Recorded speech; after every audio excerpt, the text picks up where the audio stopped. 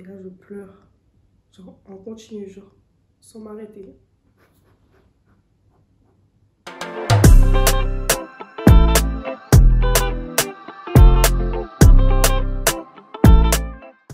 Il est 3 h du matin. Je suis fatiguée, mais je trouve pas le sommeil.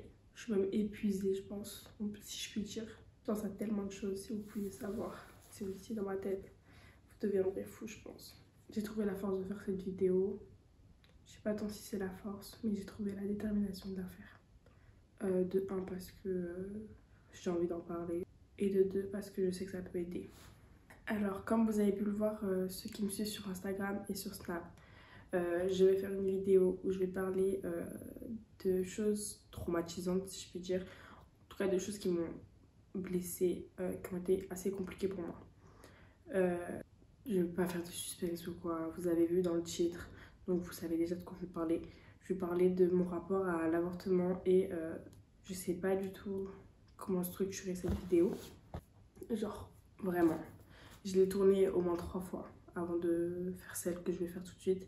Et celle que je vais faire tout de suite, je vais la poster. Genre, c'est un fait. Que je pleure pas, que je rigole pas, que je dise des vulgarités ou pas, je vais la poster, c'est un fait. Alors, bon, bah, vous le savez déjà maintenant, même s'il y a certaines personnes qui arrivent à ne pas être au courant, je ne suis plus avec le père de mes enfants depuis 9 mois. Donc depuis 8 mois, j'entretiens une relation avec quelqu'un que je prénomme Inspecteur Gadget dans mes stories Snap, dans mes stories Instagram. Quelqu'un que je tiens inconnu. Je dévoile pas son identité pour le moment et je dévoile pas son identité dans un avenir proche. Dans tous les cas, ça sert à rien de me demander. Il y en a qui ont fait des enquêtes, qui ont trouvé. Il y en a qui ont fait des enquêtes qui ne trouvent pas. Ça sert à rien de me tanner avec ça. Je ne vais pas vous le présenter. Ça fait genre 8 mois que j'ai un mec, quoi. Et courant octobre, non pas courant octobre, 31 octobre, je vais à l'hôpital car j'ai des douleurs au ventre.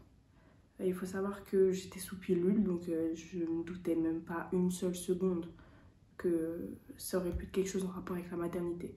Je pensais plus que j'avais un problème, genre vous voyez à l'utérus ou un caillot de sang, ou je faisais de l'endométriose, enfin, je sais pas, bref. J'avais un retard de règles, mais de 2 jours à ce moment-là, donc moi mes règles des fois elles arrivaient à 6 jours de retard, donc je m'alarmais pas. Je vais à l'hôpital, prise de sang.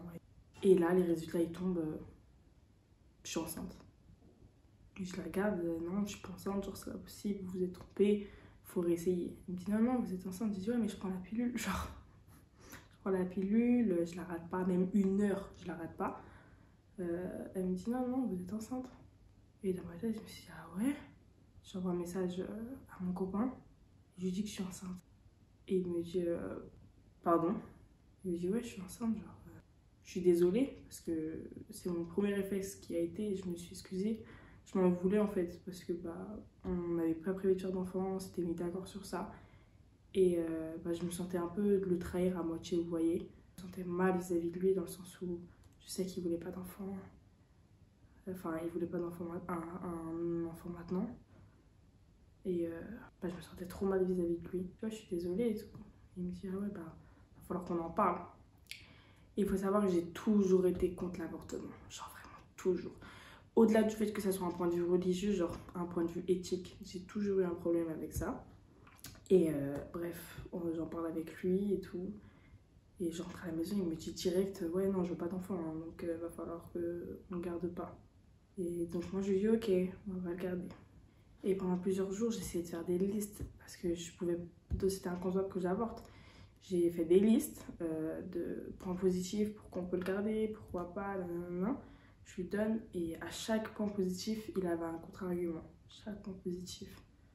Je lui disais oui, mais il y a bien pour ça. Puis il me dit ouais, il y a bien pour ça, mais...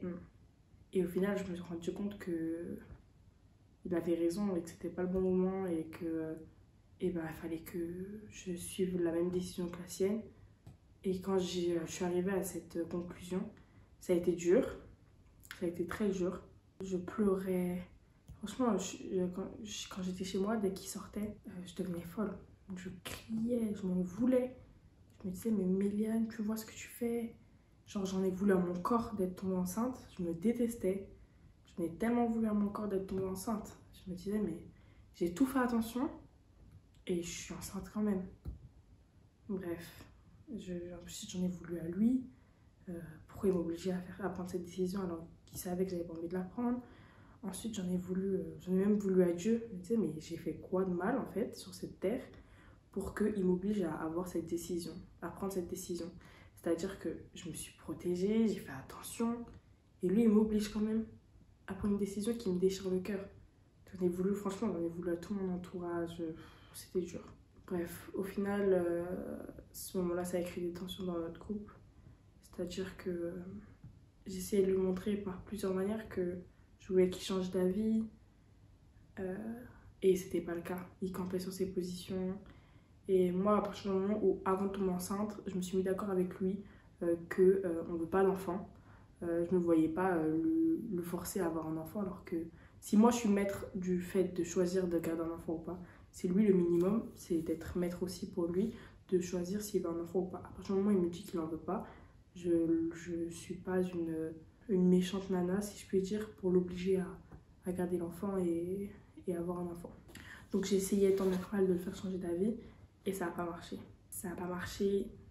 Un jour on était au spa et il me dit ouais, Mylène, il va falloir que tu contactes le centre d'avortement, le centre d'IVG pour être plus précis, parce que plus le temps va passer et plus ça va être dur pour toi. Je lui dis ok. Donc je contacte le centre d'avortement. Je leur dis voilà, je suis enceinte, je ne vais pas le garder. Elle me dit ok, très bien, on a un rendez-vous demain. Je veux rendez-vous le lendemain, on fait une échographie et tout. Et à l'échographie, l'échographie je l'ai fait dans le cabinet à part, le matin, j'ai fait dans un cabinet à part. La fille qui m'a suivie pour mes grossesses. Et ensuite je suis allée avec l'échographie, qui s'appelle une échographie de datation, au centre d'avortement. Donc j'y suis allée avec l'échographie. Et à l'échographie on a entendu le cœur du bébé, on a vu la poche, qu'elle grandissait bien. Enfin bref, tout le processus normal d'une grossesse normale comme j'ai traversé 2 fois. Et cette fois-ci, ça ne se passerait pas comme prévu. Donc voilà, je vais au centre d'avortement, je lui montre l'échographie et elle me dit ouais, vous êtes à 7 semaines aujourd'hui, c'est le dernier jour pour prendre le médicament. Sinon après, on va faire ça par aspiration. C'est-à-dire qu'ils vont mettre quelque chose directement à l'intérieur de mon utérus et aspirer. Moi, je lui dis que je préfère prendre les médicaments et elle me dit normalement, il y a 1 semaine de rétractation. Mais bon, vu que on est à la limite, vous savez quoi, on va le faire aujourd'hui.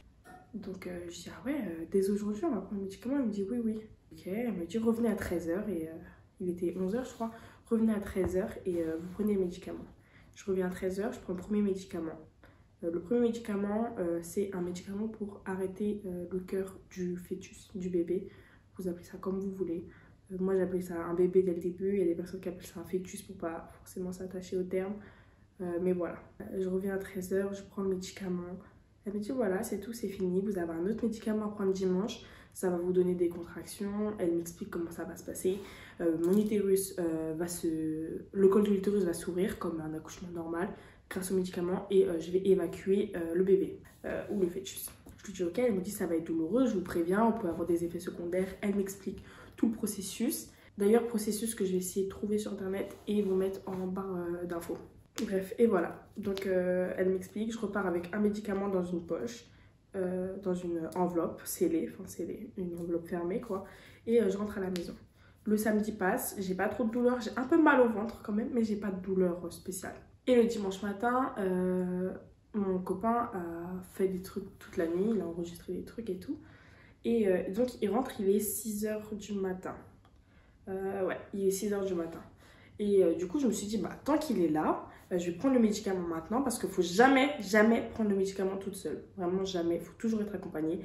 Une amie, un parent, un membre de la famille, ton petit copain, toujours être accompagné. Vous allez d'ailleurs voir pourquoi. Et je me suis dit, tant qu'il est là, je vais profiter pour prendre le médicament. Comme ça, je me rendors avec lui. Et comme ça, les premières douleurs là, du début, je ne sentirai pas. Donc, il est 6h du matin. Je prends le premier médicament. C'était un ibuprofène, c'était pour éviter d'avoir mal. 30 minutes après, il fallait que je prenne le médicament de l'avortement. Donc je l'ai pris. Et là, je me recouche, je me mets dans ses bras et tout. Et là, je commence à avoir genre des picotements dans les mains, des picotements dans les pieds, les jambes lourdes, les mains qui me grattent, la langue qui qui est gonflé genre en bas. Et je me dis, bon, la langue, peut-être vu que c'est un médicament à faire fondre sous la langue, peut-être ça m'a brûlé un peu ou je sais pas. Donc, j'ai laissé passer. Et là, d'un coup, je suis prise d'énormes douleurs au ventre. Mais vraiment d'énormes douleurs au ventre. Genre, d'énormes douleurs au ventre, c'est tout. Et je voulais pas réveiller mon chéri. Donc, je fais quoi? Je vais au salon. Et là, je me mets genre contre le canapé, la tête genre comme ça, contre le canapé. Et j'hurlais la mort tellement je souffrais. Tellement je souffrais, j'hurlais. Je faisais tout pour pas qu'il m'entende, pour pas le réveiller, vous voyez. Et à ce moment-là, là, quand j'étais dans le canapé, si vous saviez la haine que j'avais contre mon copain, c'était une dinguerie. Je me disais, c'est à cause de lui. C'est à cause de lui, j'ai fait tout ça. J'aurais dû le garder, j'aurais pas dû l'écouter. Regarde comment j'ai mal maintenant. Vous voyez, il fallait bien mettre la faute sur quelqu'un. Forcément, j'ai mis la faute sur le premier venu. Et là, j'ai mal. J'envoie des messages à ma copine, ouais, et tout. Je crois que ça se passe pas bien. Je me sens vraiment pas bien. Mes mains me grattent, me brûlent. Tellement je me grattais, j'avais la paume rouge, tellement je grattais formellement. Et elle me dit, ouais, et tout, appelle les pompiers. J'ai dit, non, j'appelle pas les pompiers. J'ai pas envie d'appeler les pompiers. Je laisse passer un peu. Elle me dit, non, c'est bizarre, Mylène, appelle les pompiers. Et je lui dis, non. Bref, j'arrête de lui répondre. J'avais trop mal. Mon portable, je l'ai jeté carrément. Et là, genre, j'ai envie de vomir. Donc, je vais aux toilettes. Je vais pour vomir. Et en fait, quand j'ouvre la gorge, la bouche comme ça va. Et en fait, à chaque fois que je refermais la bouche, ça me donne envie de vomir. Et en fait, j'ai compris que ma langue, elle avait tellement gonflé que genre, elle touchait le fond de ma gorge. C'est-à-dire que dès que je la remettais dans ma bouche, et ben, ça donnait automatiquement envie de vomir. Et là, vous voyez, dans les toilettes, je pleurais. J'étais comme ça contre les toilettes. Je pleurais. J'hurlais de douleur. Et du coup, ça a réveillé mon copain parce que ça a résonné, c'est près de la chambre. Il arrive et me dit, ouais, Mylène, ça va? Je lui dis, non, ça va pas du tout. Et il me dit, bon, retourne te coucher, je vais chercher un seau, je le mets à côté du lit. Vaut mieux que tu vomisses et que tu restes allongé plutôt que tu vomisses. Il m'a dit, bref, vaut mieux que tu vomisses allongé plutôt que tu sois là par terre devant les toilettes et tout. Je lui dis, ok. Il va chercher le seau, il revient. Donc il va dans la cuisine, enfin l'arrière-cuisine. Il prend le seau, il revient et il le pose à côté de moi. Ensuite, il s'allonge dans le lit à côté de moi. Et il allume le flash, vous voyez, puis il pose son portable à l'envers, comme ça éclaire légèrement. Et là, il me regarde et il dit « Wesh !» Et là, j'ai dit « Quoi ?» Et en fait, à ce moment-là, d'un coup, mon énergie, elle est partie. Genre, ça allait. Bah, après, il m'a quand même aidé à marcher des toilettes jusqu'à la chambre. Mais là, d'être allongée, je me sentais pas bien, vous voyez, comme si je faisais un malaise un peu. Et il me dit « Mais là, ton visage, il a gonflé. Ta langue, elle a gonflé. Tes yeux, ils ont gonflé. » Et je pense que je vais vous mettre une photo par là pour que vous voyez parce que vraiment c'était waouh. Il me dit j'appelle les pompiers. Et en fait, il appelle les pompiers. Déjà les pompiers, le temps d'attente, il est phénoménal. Bref, et en fait, il me disait ouais, t'endors pas, hein, t'endors pas. Et en fait, je contrôlais pas, je m'endormais. Je m'endors comme ça, puis il me dit Mylène, t'endors pas. Et après, il dit ouais, j'arrive plus à ouvrir les yeux. Genre, j'ouvrais comme ça et c'était trop lourd. Il me dit Mylène, arrête s'il te plaît, t'endors pas, je t'en supplie, t'endors pas. Les pompiers vont arriver et tout. Bref, il appelle les pompiers me prennent le téléphone, ils me disent que ça va, je dis non. Ils emmènent une équipe de médecins qui vient me chercher. Donc voilà, les pompiers arrivent et pendant tout ce temps-là, mon copain me disait Mylène, dors pas, reste éveillée, vas-y, regarde-moi, parle-moi et tout. Et vous voyez, moi j'avais vraiment pas de force. J'essayais, hein, mais j'avais pas de force. Et donc lui, il était tout paniqué. Et ah oui, mais j'étais pas habillée, donc il fallait qu'il m'habille aussi. Donc il m'a habillée. Il m'a mis une culotte, ensuite il a mis un jogging, chaussettes, il m'a habillé t-shirt et tout. Et les pompiers arrivent. Donc les pompiers arrivent, ils me font des examens, ils prennent ma tension, truc. Ils me donnent des médicaments parce qu'en fait j'ai fait une allergie aux médicaments de l'avortement. Donc ils m'ont donné des médicaments pour empêcher cette allergie-là, pour que du coup les gonflements, les œdèmes diminuent. Donc je prends le médicament et tout, puis ils me disent on vous emmène à l'hôpital parce qu'on va vous surveiller quand même. Donc je pars et au moment où je me lève du lit, je sens qu'il y a un truc qui tombe entre mes jambes. Mais vous voyez, j'avais une serviette hygiénique et il y a un truc qui tombe entre mes jambes comme ça. Et là, je leur dis, ouais, tout, je crois que j'ai perdu le bébé, genre je sens quelque chose. Et le médecin qui était désagréable comme pas possible, genre une ordure, il parlait mal, il regardait mal. Lui, il dit... Oh c'est bon, vous allez aux toilettes à l'hôpital. Je lui dis non mais vraiment il y a un truc entre mes jambes qui me gêne. Genre est-ce que je peux... On n'était même pas sorti de l'appartement, je lui dis est-ce que je peux aller aux toilettes? Il se dit oh non, vous irez à l'hôpital. C'est-à-dire dans le camion de l'hôpital, je sentais que j'avais le bébé entre les jambes. Genre une grosse poche, je sentais qu'il y avait un truc qui me gênait comme si on me mettait genre je sais pas moi, un espèce de gros caillou genre entre les jambes. Je sentais qu'il y avait un truc flasque, vous voyez. Et c'était désagréable. Je sais que j'étais pas bien, mais alors ça m'a encore mis plus mal. Bref, on arrive à l'hôpital. Ils me font des examens et tout. Il y avait un gynécologue qui était là, donc enfin un médecin gynécologue, je crois, qui était là. Je suis allée aux toilettes. Je lui ai montré la serviette hygiénique et il m'a dit bon bah voilà. Donc ça c'est le caillot de sang et la poche. Il y avait une poche transparente qui était à peu près grosse, on va dire comme mon poing là. Et il me dit voilà, donc ça c'est le bébé. Donc voilà, vous avez évacué le bébé. C'est que l'avortement il a marché en lui-même. Donc vous pouvez retourner dans votre chambre. Donc moi je retourne dans ma chambre. Je prends le petit bouton de l'alarme rouge, vous voyez, je la mets à côté de moi. Et j'attends. Mais ça a dégonflé un peu. Je vais vous mettre une autre photo. Ça a dégonflé. Ma bouche elle a dégonflé. Mon nez il avait dégonflé. Mes joues aussi. Et mes yeux ils avaient été encore un peu gonflés. Mais ça allait. Donc ils m'ont dit, ouais, vous pouvez appeler votre petit copain vers 11h, je crois. Donc ça veut dire de 7h à 11h, quand même, j'ai passé un bon bout de temps à l'hôpital. Vous pouvez appeler votre petit copain, il peut venir vous chercher. Donc moi, j'envoie un message à mon copain. Et je lui dis, ouais, il faut que tu viennes à l'hôpital, c'est bon. Donc nous, on habite à 5 minutes de l'hôpital en question. Donc il est arrivé en 5 minutes. Et en fait, là, il est arrivé, on va dire, je pense 11h45, c'est là où je suis partie la première fois. Je me lève. Et là, quand je me lève, je revis exactement la même chose que quand j'étais à l'appartement. La même sensation. Je vais aux toilettes, parce que mes toilettes, c'était pas dans la chambre, c'était dans le couloir. Donc devant, je passe devant le truc des infirmières, je préviens, ouais, tout.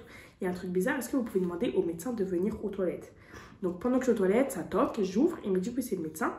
Et là, je lui remontre la serviette hygiénique, et là, il voit la poche. Mais genre la même poche que tout à l'heure. Et moi, je me suis dit, wesh, genre, bah qu'est-ce que c'est en fait?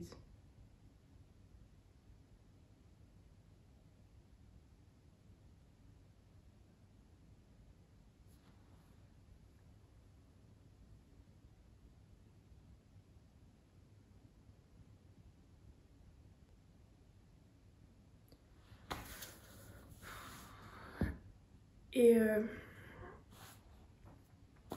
je suis trop désolée. Et, et bref, je lui montre la deuxième poche et là il me dit ah bah genre mademoiselle on est vraiment désolé mais il me dit voilà bah en fait c'était un deuxième bébé, on n'avait pas vu à l'échographie mais vous attendiez des jumeaux. Et quand il me dit ça, et bah genre ça a résonné dans ma tête vraiment genre. Je dis quoi? Il me dit on est désolé, ça se voit pas toujours, c'est tellement petit qu'on n'a pas vu et tout. Et là en fait il y a plein de trucs qui retournent dans ma tête et en fait c'était logique en fait.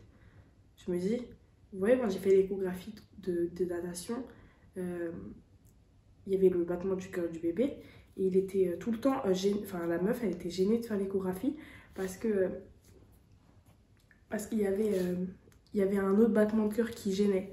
Et elle me dit souvent, c'est celui de la maman qu'on entend et du coup, ça gêne en fait. Et du coup, je dis au docteur, ouais, et tout, mais ça s'explique comme ça. Puis il me dit, ouais, c'était pas votre battement de cœur qu'on entendait, c'était celui du deuxième bébé. Il me dit ça. Et genre mon cœur il s'est serré et j'avais tellement mal. Genre, je me rhabille,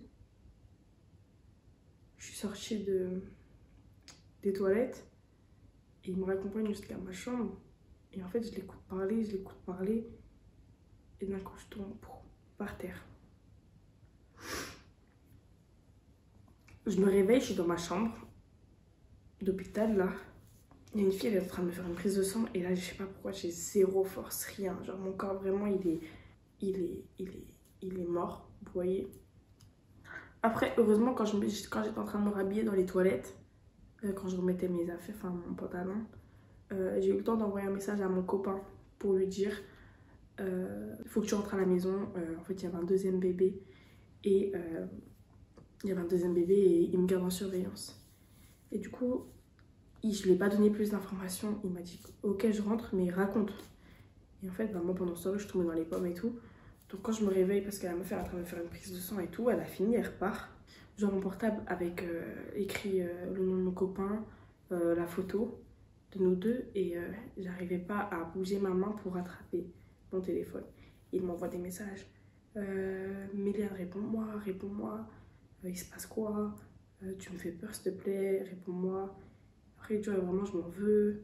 Tu sais même pas, s'il te plaît, réponds-moi et tout. Et vraiment, j'arrivais même pas à toucher le téléphone tellement Mon corps, il était vide de force, vide. Genre, on dirait que j'avais même plus d'âme, genre. Et bref, et là, d'un coup, genre, ma gorge, elle se serre. Elle se serre, elle se serre, elle se serre. J'arrive plus à respirer, j'arrivais plus à respirer. J'étais bloquée, j'arrivais plus à respirer.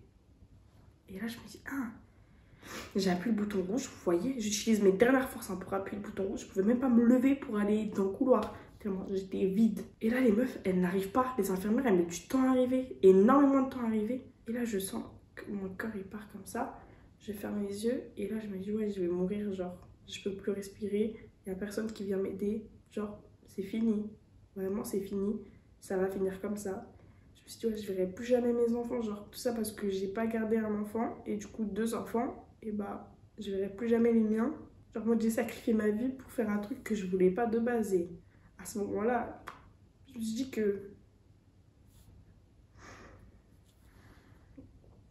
Je me suis dit que ça pouvait pas finir comme ça. Que hier, j'ai vu mon père et les dernières choses qu'on s'est dit, on s'est embrouillé. Je me suis dit, mais c'est pas comme ça, en fait. Et là, bah, genre, je me suis sentie partir. Genre, mon corps entier, il est parti. J'avais plus de force. J'ai fermé les yeux. J'avais une larme ici qui coulait, genre, toute seule. Et les yeux, ouais, c'est fini, genre. Et là, les meufs, elles sont arrivées, les infirmières, là. Et je les entendais, j'avais les yeux fermés comme ça. Comme si elles parlaient dans l'eau, vous voyez, j'avais la tête. Comme si j'étais dans l'eau. J'entendais vaguement. Elles m'ont perfusé, j'avais une perfusion, elles m'ont mis du produit dedans. Elles m'ont fait une piqûre dans le cou. Elles m'ont... Attends, c'était quoi? J'ai respiré dans le masque. Et voilà. Et d'un coup, j'ai fait... Et là, je me suis dit, waouh. Genre, en fait, je sais pas si je suis morte. Genre, je me suis demandé, est-ce que j'étais morte ou pas? Parce que vraiment, j'ai fermé les yeux et je me souviens pas. Enfin, bref. Et voilà, donc ils m'ont gardé en surveillance jusqu'à la fin de la journée. Ensuite, ils m'ont dit que vu que j'étais sous traitement, que je réagissais bien au traitement allergogène. Bref, pour les allergies, je réagissais bien au traitement pour les allergies. Bah, je pouvais rentrer à la maison vu que j'habitais à 5 minutes de l'hôpital. Voilà, donc s'il y avait une urgence, on pouvait me ramener. Donc moi, j'ai dit ok, pas de souci. Je suis partie et tout. Et vous voyez, j'habite au 3e étage sans ascenseur. Je suis arrivée à la maison. Mon copain, il a dû me porter dans les escaliers tellement mon corps, il était faible. Je pouvais même pas bien marcher. Je pouvais même pas monter des marches. Je suis arrivée, il m'a emmenée à la douche. Il m'a déshabillée, genre il a porté mes bras et tout. Il m'a mis dans la douche. Et je suis restée comme ça dans la douche. Genre vide. Et vraiment, genre vide. Pas d'émotion. J'ai pas pleuré. J'ai pas parlé. En fait, je me demandais est-ce que ce que je viens de vivre, genre c'est vraiment vrai en fait. C'est parce que j'ai vécu un cauchemar. Pour moi, c'est un cauchemar. J'ai eu tellement mal physiquement. J'ai eu tellement mal au cœur. C'était dur en fait. Bref, et voilà. Le temps est passé. J'ai repris la pilule parce qu'en fait, ils avaient expliqué que la pilule, elle marchait bien sur moi. Sauf que vu que j'ai été malade, j'ai eu la gastro, j'ai vomi, j'ai eu des diarrhées et tout. Et ben en fait, mon corps, il a évacué la contraception pendant genre un lapsus de 2 jours. Et c'est comme si j'avais même pas pris ma pilule pendant ces 2 jours-là parce qu'à peine je la prenais, soit je l'avais vomi ou soit bah, elle avait été évacuée dans les selles. Donc elle m'a remis sous une autre pilule, elle m'a dit tiens t'inquiète, prends cette pilule en attendant de mettre un stérilet, tu le mettras dans 1 mois.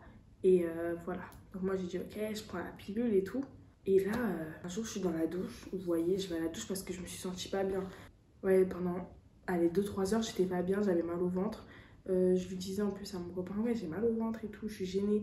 Il m'a dit ouais ça doit être tes règles qui arrivent. Je me dis ah ouais sans doute. Parce que ça faisait à peu près 3 semaines que j'avais fait l'avortement vous voyez. Donc je me suis dit ça doit être les règles du mois d'après. Bref.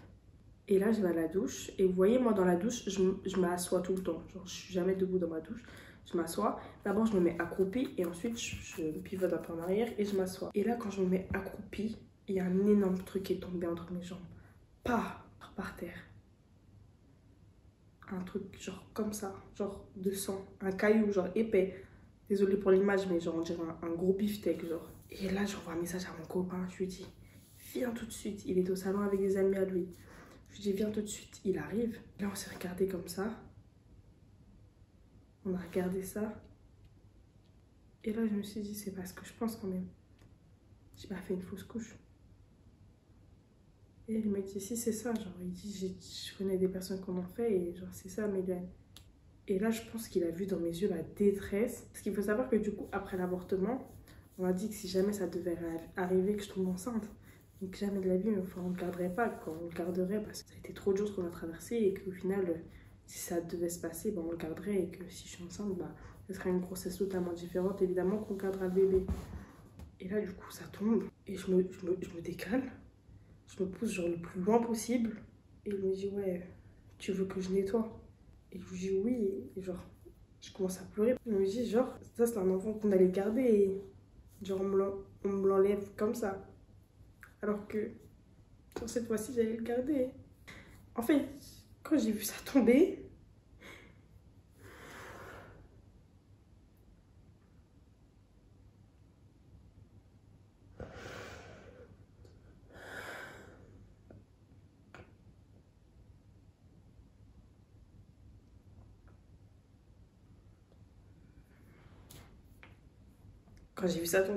j'ai refait un bond en arrière, l'hôpital, le truc. Et je me suis dit, waouh, cet enfant-là, je l'aurais gardé et ça aurait été différent. Et on m'enlève de force en fait. Donc il nettoie dans la douche. Il me dit qu'il va me faire à manger, que ça va aller. Qu'il viendra me faire des câlins après. Il repart de la salle de bain. Je m'assois. Et là, je pleure. Genre, en continu, genre, sans m'arrêter. Et je me dis, wow. Genre,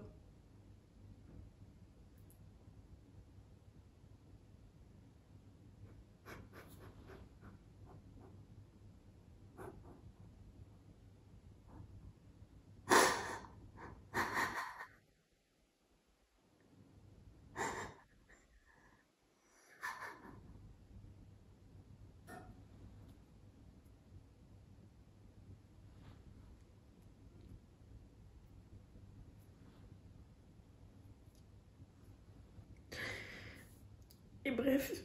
Et je pleurais en continu, ça s'arrêtait pas. Et à ce moment-là, il était pas là. Il était reparti de la salle de bain. J'avais l'impression d'être seule. C'était vraiment trop dur. Genre, trop dur. Bref, je suis sortie de l'eau. Je suis partie m'allonger dans mon lit. Il m'a ramené à manger.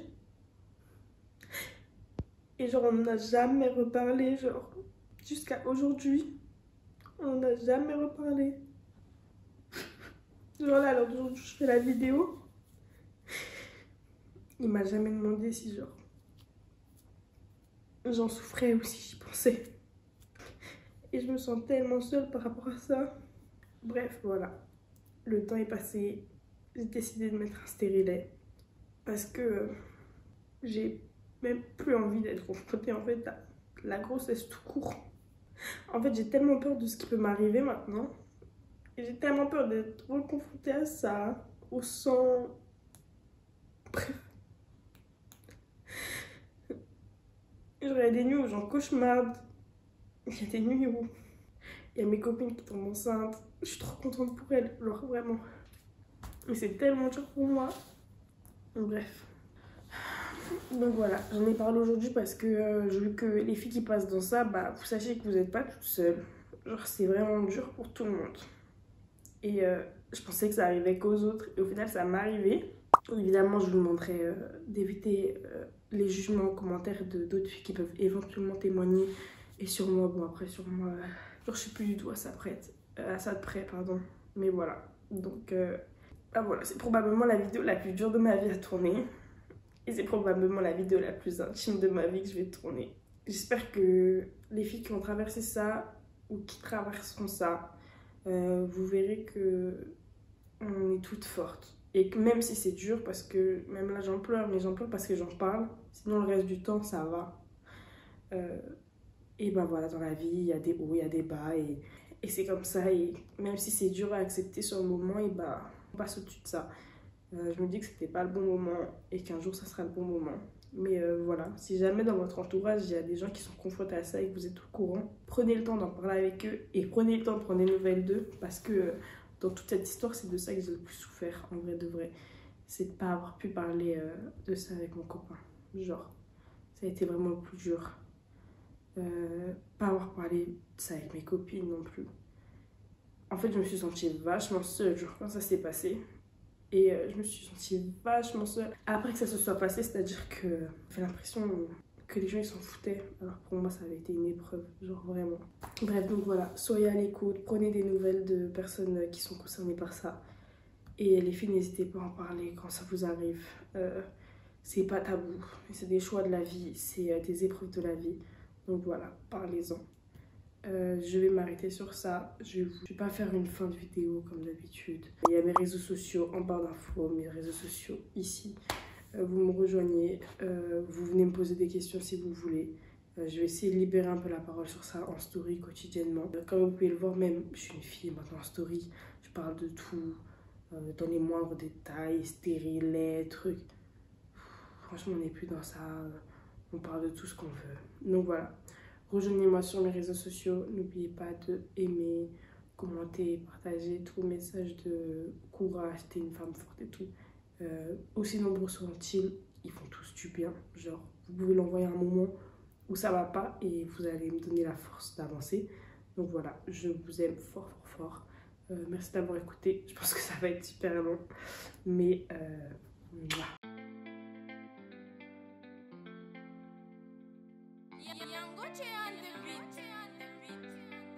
Dreezy on the beat.